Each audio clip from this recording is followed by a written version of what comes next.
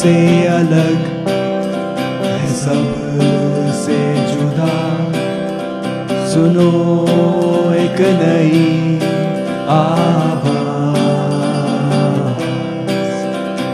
बातें नई है, नया अंदाज। सुनो एक नई आवाज, दिल से है आपके साथ। नया है ये पेशकदम। अस्सलाम वालेकुम। पेशकदम के Islamic university of science and technology Awantipora studio से मैं हूँ रुमाना सलेमान और मैं हूँ आरी बशीर वानी, हाजिर पेशकदम का एक और शुमारा लेकर। हमें अपने दिन का हिस्सा बनाने के लिए शुक्रिया। आज के शुमारे में हम जानेंगे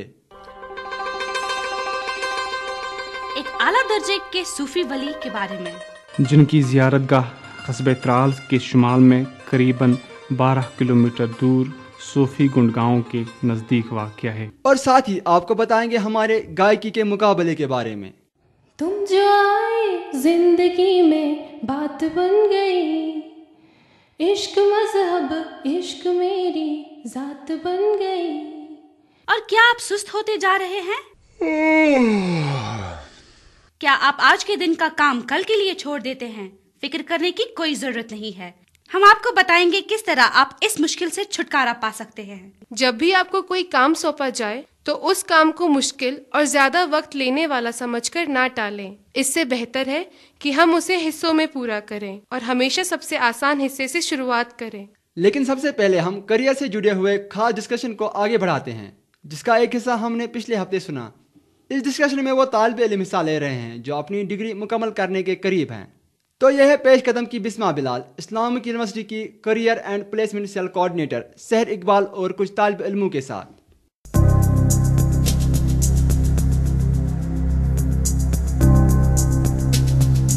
तोयबा इसाक, आप क्या पूछना चाहेंगी? मेरा सवाल ये है कि मैं अभी बीटेक कर रही हूँ, तो मैं आगे एमटेक करना चाहती हूँ।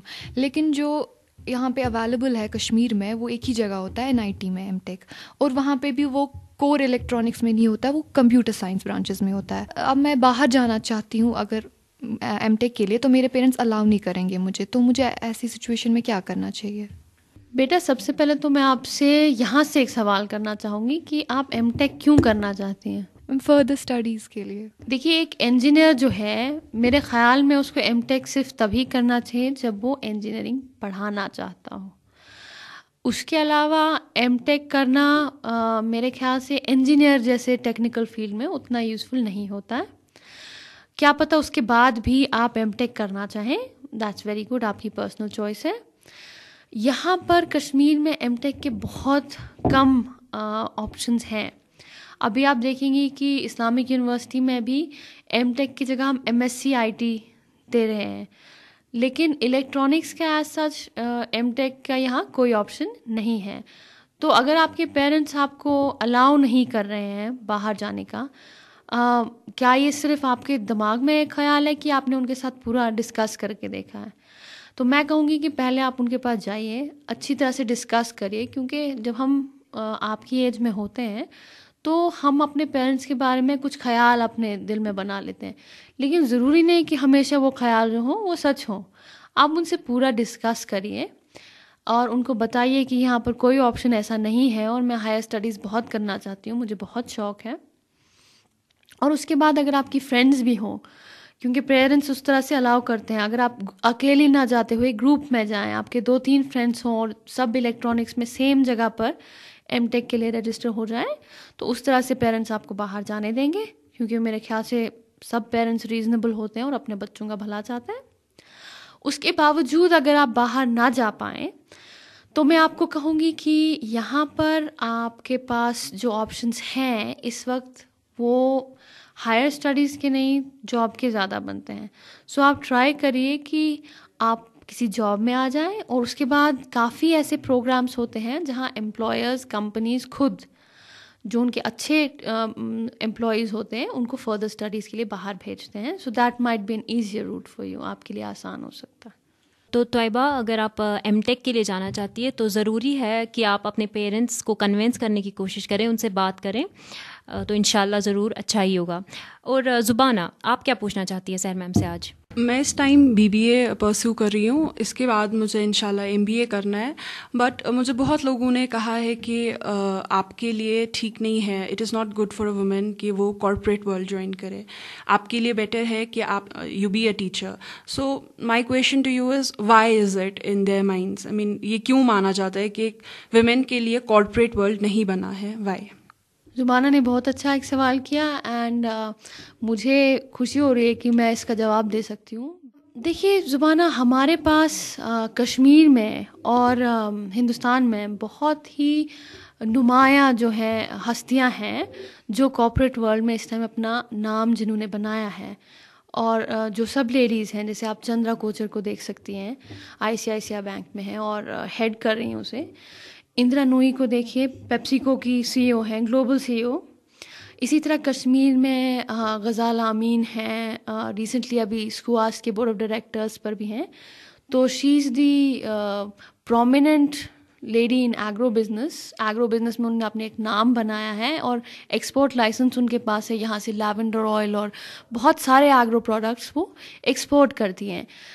इस तरह से आप अगर उनको देखेंगी तो आपकी और मेरी तरह ही हैं, लेकिन उन्होंने अपनी मेहनत से, लगन से कॉर्पोरेट वर्ल्ड में अपना एक नाम बनाया है जहाँ मर्द जो उनके कॉलीग्स हैं उनको रिस्पेक्ट करते हैं। तो ऐसा कुछ नहीं है कि औरतें जो है कॉर्पोरेट वर्ल्ड में नहीं जा सकती हैं या उनके लिए कुछ मुश्किल है या अच्छा नहीं है। काफ़ी लोगों का कहने की काफ़ी वजह हो सकती हैं। किसी को पूरी इन्फॉर्मेशन ना हो, या लोग कभी किसी चीज़ के बारे में पहले से ही कोई राय बना लेते हैं। कॉर्पोरेट वर्ल्ड भी काफ़ी रिस्पेक्टेबल जॉब है औरत के लिए। इनफैक्ट अगर हम देखें तो हमारे रिलीजन में, हमारे मज़हब में भी हमको ऐसे काफ़ी एग्जाम्पल्स मिलते हैं जहाँ पे बहुत प्रोमिनेंट लेडीज़ जो हैं वो बिज़नेस कर चुकी हैं। खासकर जो सऊदी अरब था उस टाइम का, उसमें बहुत सारी लेडीज़ जो थी वो बिज़नेस ही करती थी। तो ऐसी कोई रिवायत या ऐसी कोई वजह नहीं है कि औरतें बिज़नेस में नहीं जा सकती। इनफैक्ट औरतों के लिए तो बहुत ही रिस्पेक्टेबल ऑप्शन है, बहुत अच्छा आसान ऑप्शन है कि आप अपने घर बैठे भी कोई बिज़नेस चला सकते हैं, क्योंकि आजकल तो ई-कॉमर्स का ज़माना है। आप घर से पूरे इंडिया को कुछ भी सप्लाई कर सकती हैं, कश्मीरी प्रोडक्ट्स की वेबसाइट बना सकती हैं या अपनी कोई बुटीक सेटअप कर सकती हैं। बहुत सारी लेडीज़ कर रही हैं from respectable families. Of course you can do it. मुझे स्पेशलाइजेशन करनी है मार्केटिंग में, बट इसमें भी मुझे बहुत सारे लोग कह रहे हैं कि एक वुमेन के लिए मतलब मार्केटिंग सब्जेक्ट जो है वो ठीक नहीं है।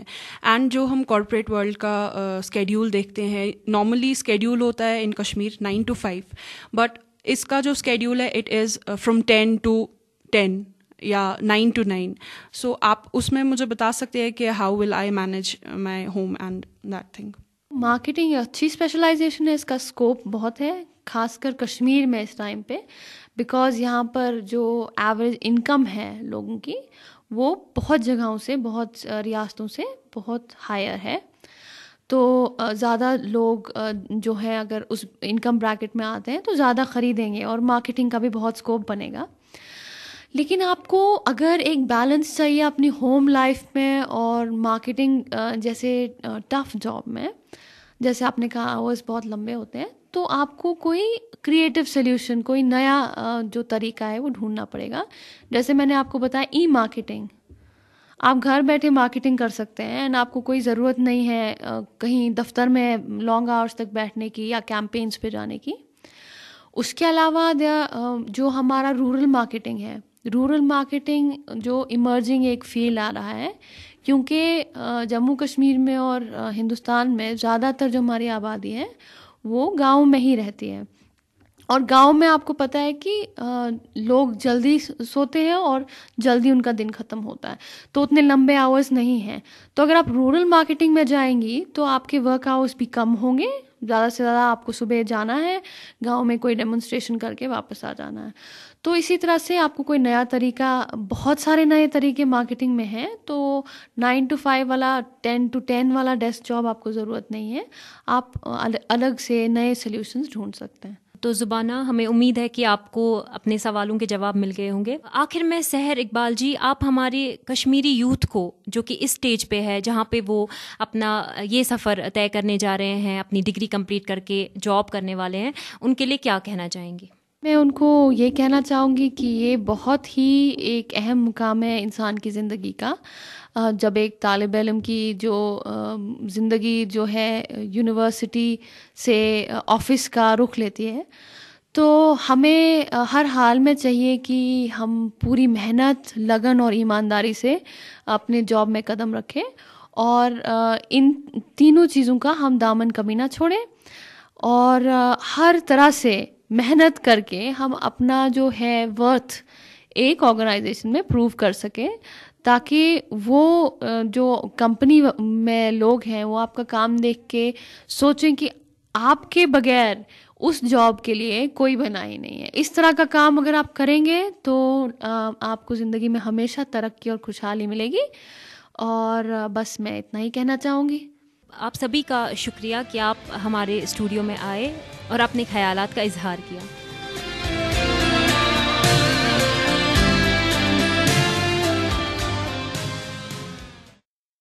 क्या आपका करियर से मुतालिक कोई सवाल है तो हमें मेल कीजिए peshkadam@gmail.com। चलिए शुमारे को आगे बढ़ाते हैं और सुनते हैं आज का टैलेंट सेगमेंट। आज भी हम आपको 2 नए गुलकारों की आवाज़ सुना रहे हैं। पहले सुनते हैं रुकैया रशीद को। तुम हमारे नहीं तो क्या गम है, हम तुम्हारे तो है ये क्या गम है, मुस्कुरा दो खुदा के लिए, शम्मे महफिल में रोशनी कम है। भूलिएगा नहीं, ये थी रुकैया रशीद। अब सुनते हैं मसरत आबिद को। तुम जो आए जिंदगी में बात बन गई, सपने तेरी चाहतों के, सपने तेरी चाहतों के देखती हूँ अब कई दिन है सोना और चांदी रात बन गई। हाँ तुम जो आए जिंदगी में बात बन गई। यह आवाज़ थी मसरत आबिद की। तो बताइए आपको किसकी आवाज़ अच्छी लगी, रुकैया रशीद की या मसरत आबिद की? हमें अपनी राय से नवाजिए। मेल कीजिए peshkadam@gmail.com पर, या आप अपने पसंदीदा गुलकार को हमारे फेसबुक पेज पर भी वोट कर सकते हैं। हमने शुमारे की शुरुआत में ही कहा कि आज हम टैलेंट मुकाबले के पहले राउंड के जीतने वाले का नाम बताएंगे, मगर पहले यह बताना जरूरी है कि यह मुकाबला किसके बीच था। पहले राउंड का मुकाबला सबरीना नजीर आपकी नजरों ने समझा प्यार के काबिल मुझे, और महक महराज के बीच में था। अगर हम कहें और वो मुस्कुरा दे। सबसे ज्यादा वोट सबरीना नजीर को मिले हैं, तो इस तरह से सबरीना ने पहला राउंड जीता है। सबरीना आपको मुबारक हो। दूसरे कामयाब उम्मीदवार को चुनने के लिए वोट जरूर दीजिए।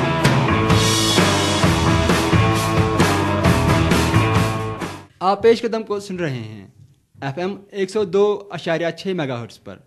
चलिए बढ़ते हैं हमारे अगले सेगमेंट की ओर। IST में मुख्तलिफ मज़ामीन में साल 2012 के लिए दाखिले का अमल शुरू हो चुका है। हमारे प्रोग्राम में आपको इन कोर्सेज के बारे में जानकारी मिलती रहेगी। आज के करियर काउंसलिंग सेगमेंट में आपको जर्नलिज्म और मास काम के हवाले से जानकारी फराहम की जाएगी।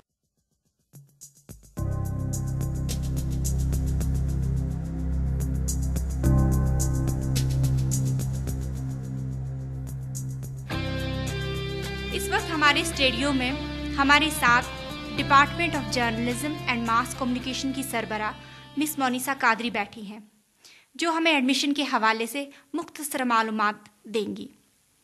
अस्सलाम वालेकुम।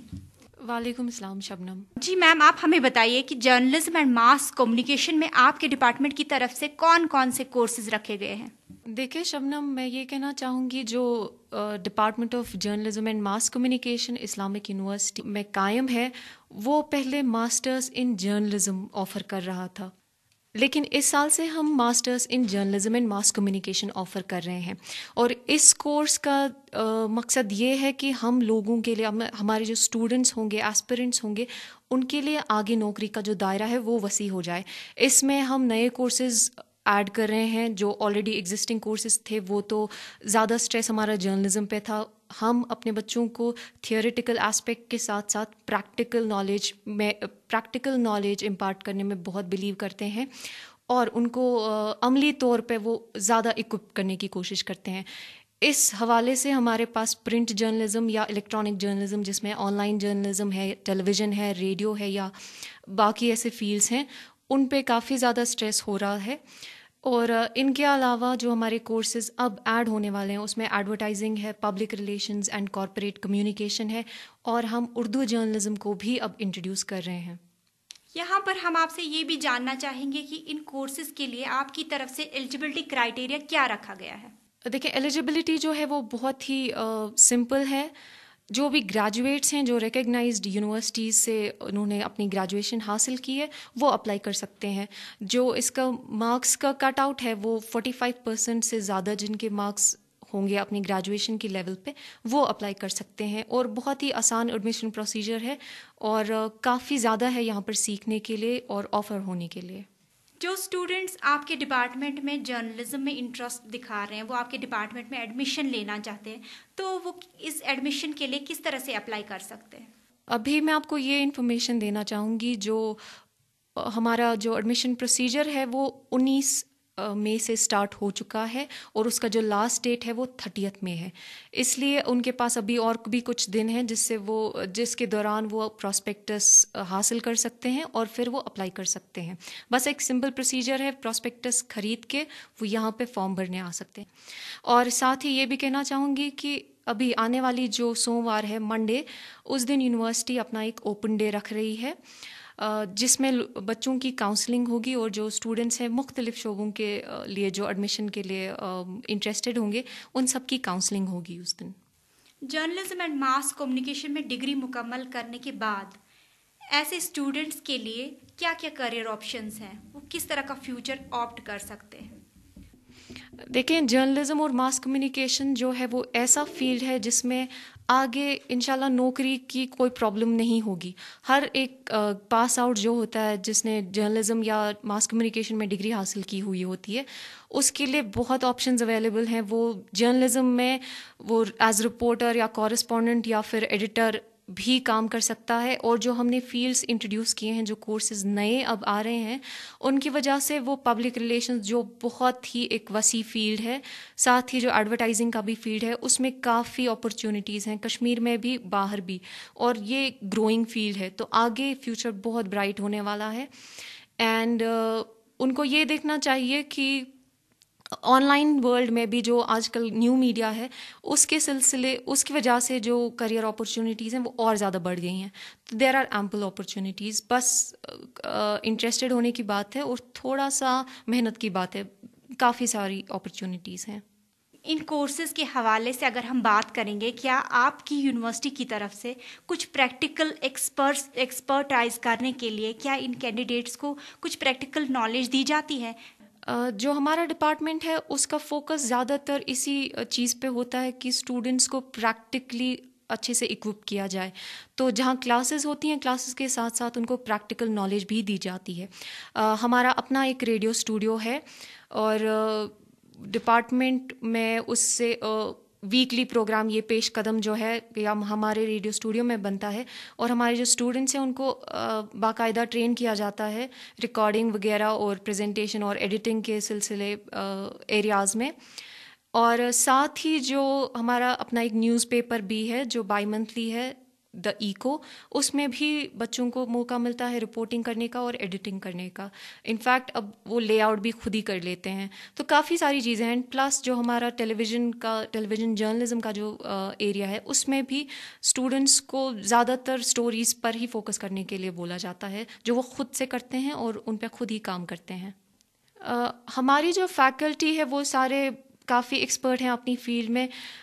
वही बंदे पढ़ा रहे हैं वो सब्जेक्ट्स जिनका उनके जो उस फील्ड के साथ मुंसलिक हैं, उनके पीछे काफ़ी सारा एक्सपीरियंस है, फिर चाहे वो टेलीविज़न की बात हो, रेडियो की बात हो, ऑनलाइन हो या कोई भी शोबा हो या रिसर्च हो, उसमें सारे फैकल्टी मेंबर्स बाकायदा अच्छे तरीके से क्वालिफाइड हैं और जो स्टूडेंट्स हैं उनको एक ऐसा एटमॉस्फेयर देने की कोशिश करते हैं जिससे वो और भी ज़्यादा उभर के आए और निखर के आए। आपका बहुत बहुत शुक्रिया। शुक्रिया।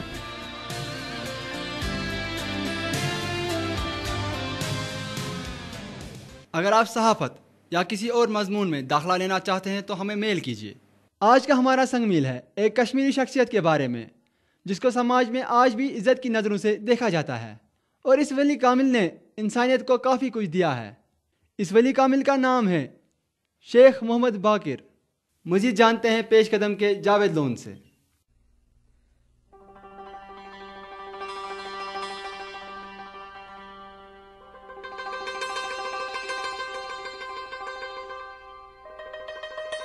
तारीख़ गवाह है कि मुख्तलिफ़ अदवार में बरगुज़ीदा हसीयतों और बुलंद पाया बुज़ुर्गों ने महरिफ़त इलाही के लिए वादी के दूर दराज संगज़ारों, चट्टानों और बयाबानों में सुकूनत इख्तियार की है। इन बाकमाल शख्सियतों ने एक तरफ लोगों के क़ल्ब ज़हन को नूर इलाही से मुनव्वर किया तो दूसरी तरफ ये बुज़ुर्ग उन इलाक़ों की माशी खुशहाली और तरक्की के मौजब बन गए।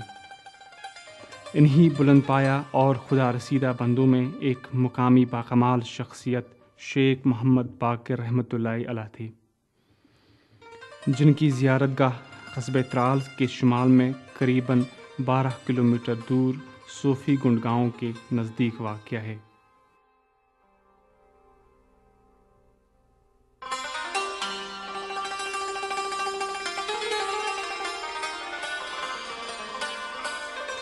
ज़ियारतगाह दिलफरीब और कोहिस्तानी सिलसिले के घेरे में बज़ाबान हाल ओहदे रफ्ता का जीता जागता सबूत है। ज़ियारतगाह के मशरक़ में लाम, जुनूब में डार गनाई गुंड व आरीपल और शुमाल में नारिस्तान सतूरा के इलाके आबाद हैं। ज़ियारतगाह तक पहुँचने के लिए सीढ़ियों का एक बड़ा सिलसिला तय करना पड़ता है। ज़ियारतगाह के सहन में पहुँचते ही इंसान कुदरत की कारीगरी को देखकर दनक रह जाता है, जबकि ज़ियारतगाह के अंदर जाकर रूहानी सुकून हासिल होता है।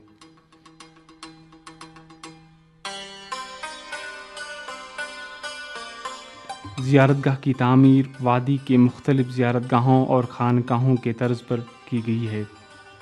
हज़रत शेख रहमतुल्लाह अलैह के खानका पर रोज़ाना ज़ायरीन का तांता बंधा रहता है। हज़रत शेख मोहम्मद बाकिर रहमतुल्लाह अलैह की पैदाइश ज़िला कुलगाम के गांव दनेवबोगुल में हुई। उन्होंने इब्तिदाई तालीम मुकामी मकतब से हासिल की, मगर उनका रुझान सूफ़ी तरीक़े ज़िंदगी की तरफ राग़िब होने की वजह से सन बलूगत को पहुँचते ही उन्होंने सलूक का रास्ता इख्तियार किया और अपने वक्त के मशहूर बुज़ुर्ग बाबा नसीबुद्दीन गाज़ी रहमतुल्लाह अलैह के हल्के इरादत में शामिल हो गए।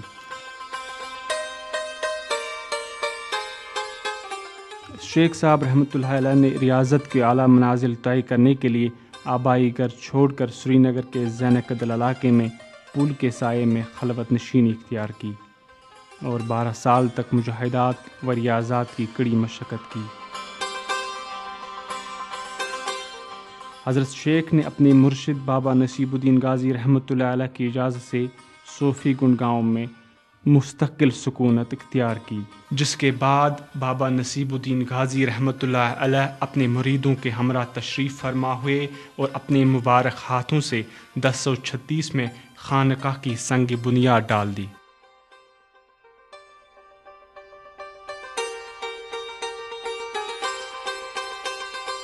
खानकाह के सामने ख़वातीन के लिए ख़दीम तरस पर लकड़ी की एक मस्जिद तामीर की गई है, जहां आज भी ख़वातीन नमाज अदा करती हैं। तारीख़ के मुताबिक पुरानी खानकाह 500 साल पहले आग की एक वारदात में खाकिस्तर हुई और बाद में पुराने खानकाह को शहीद करके सहन में एक मस्जिद शरीफ की बुनियाद डाली गई।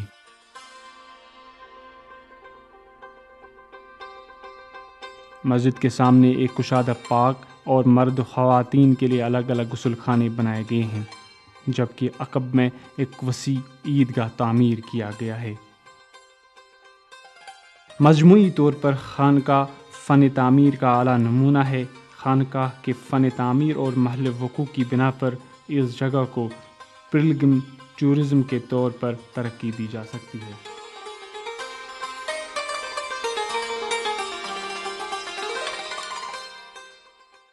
आप पेशकदम को सुन रहे हैं FM 102.6 मेगाहर्ट्ज़ पर। अलार्म क्लॉक हर सुबह ये अपनी तरफ से बहुत कोशिश करता है कि हम नींद से जागें, मगर हम में से बहुत सारे अलार्म के बाद वापस सोते हैं। इस तरह से हम नींद से उठने में देर करते हैं,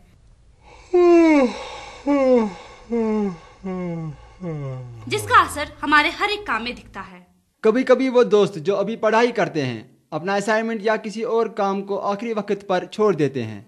आखिर पर इसको संभालना मुश्किल हो जाता है। आज नेहा बताएगी हम किस तरह से इस मुश्किल से निकल सकते हैं हमारे नेहा के नुस्खे सेगमेंट में।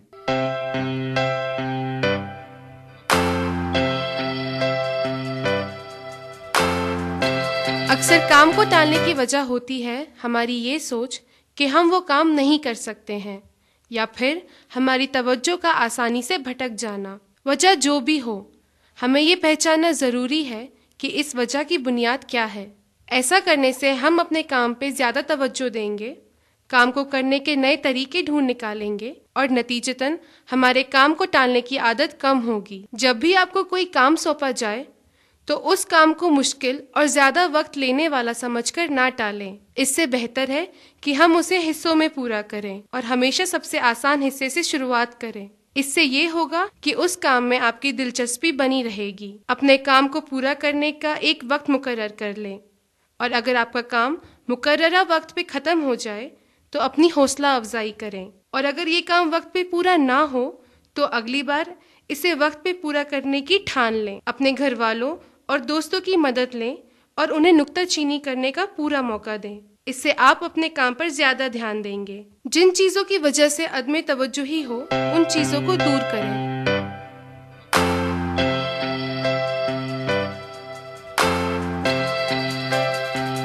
वक्त है आज की कथपिंड का, जिसमें हमने आपसे पूछा अगर आप किसी यूनिवर्सिटी के वाइस चांसलर होते तो आप क्या करते। अगर मैं किसी यूनिवर्सिटी की वीसी होती तो सबसे पहली बात मतलब मैं हर एक एफर्ट लगाती कि मेरी यूनिवर्सिटी डेवलप करे, प्रॉस्पर करे, और उसके लिए मैं कुछ इनिशिएटिव्स लेती। फॉर एग्जांपल अच्छे एचओडीज लगाती, क्योंकि अगर आपके पास अच्छे एचओडीज होंगे तो डेफिनेटली आपका हर एक डिपार्टमेंट अच्छा होगा। अगर मैं किसी भी यूनिवर्सिटी का वीसी बनूंगा, सबसे पहले मैं वहाँ पे बहुत सारे डस्टबिन्स रखूंगा, क्योंकि मैं हमेशा चाहूँगा कि हर एक यूनिवर्सिटी साफ हो। एजुकेशन उसके बाद है, but first priority will be साफ सफाई मेरी दे। कैंटीन तो बहुत ही अच्छा बनता है, क्योंकि यहाँ का कैफेटेरिया बिल्कुल अच्छा नहीं है क्योंकि पहले खाने की बात आती है। कोई भी मतलब गलत जो पैसे लेते हैं या बैकडोर एंट्रीज वगैरह उनके खिलाफ करते सब कुछ। मैं एजुकेशन का स्टैंडर्ड इस हद तक बढ़ाती हूँ और स्टूडेंट्स को इस हद तक बिजी रखती पढ़ाई में कि उनके दिमाग में कुछ और आता भी नहीं इसके अलावा। अगर मैं यूनिवर्सिटी का वीसी होता तो मैं स्मोकिंग लॉन्ज रखता। अच्छे टीचर्स जो मतलब है उनको लाते जो मतलब डिजर्व करते हैं। अगर मैं किसी यूनिवर्सिटी का वीसी होता तो पहले मैं उस यूनिवर्सिटी, खास करके कश्मीर की यूनिवर्सिटी की एडमिनिस्ट्रेशन को चेंज करता। ज्यादा स्ट्रिक्टनेस नहीं होती, लीनियंसी होती, and there will be freedom of saying और doing whatever you want to do. वक्त की कमी की वजह से हम आपसे इजाजत ले रहे हैं। हमें आपकी कमी महसूस होगी, मगर उम्मीद करते हैं कि अगले हफ्ते आप हमें फिर से अपने दिल का हिस्सा बनाएंगे। आपको आज का शुमारा कैसा लगा जरूर बताएं। हमारा पता पेशकदम department of journalism, Islamic university of science and बातें नहीं है, आप हमें मेल भी कर सकते नया पेशकदम@gmail.com। पेशकदम रेडियो क्लब एक नहीं आवाज़। तो इसी के साथ दीजिए मना सुलेमान और पेशकदम की पूरी टीम को इजाजत। खुदा हाफिज। नया है ये पेशकदम।